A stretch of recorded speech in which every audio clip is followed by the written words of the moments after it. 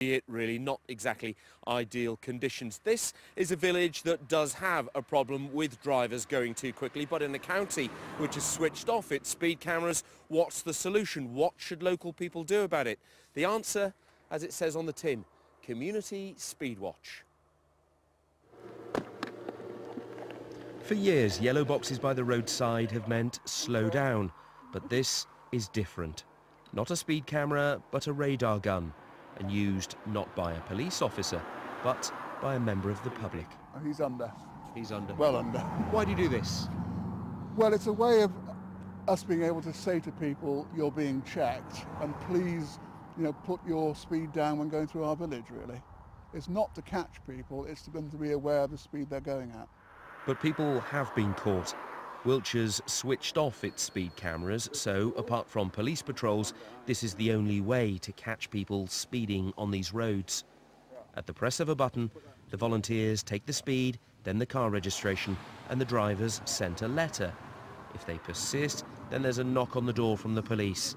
If that doesn't work, then officers target the speeder themselves, and in several cases, motorists have been convicted, receiving a fine and penalty points on their licence.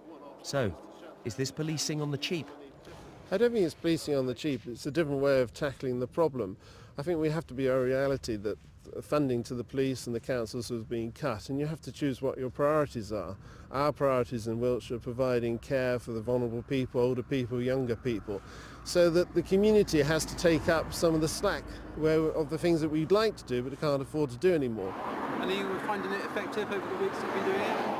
The Speedwatch teams are trained by the police, who say the volunteers are an extra resource, not a replacement. We've all got an important part to play, and that includes the community as well. We can't just rely on the police. I'd love to be in every single parish at the same time. I can't, and this is the best use of resources and a very good use of that as well.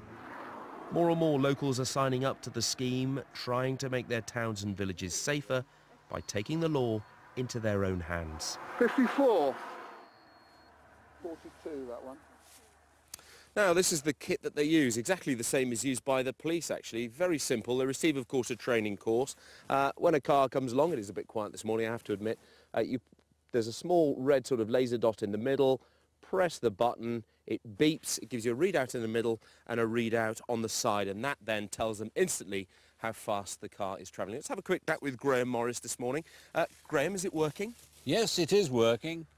We've slowed the traffic down considerably when we're around.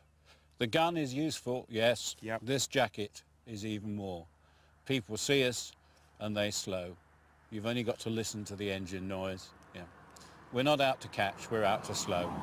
And there is proof in the figures, isn't there, that that's what you've done. Graham, thank Yes, you very much indeed, and to Martin for standing out here on this cold, frosty morning this morning. They have, in the past few months since they've been doing this scheme, sent out around 800 letters. Remember, there's this 3 strikes and you're out sort of rule that they use. And so far, just in this area of Wiltshire, 4 drivers have received penalty points and a fine. So it does seem to be working here in Wiltshire. Big society in action, they say.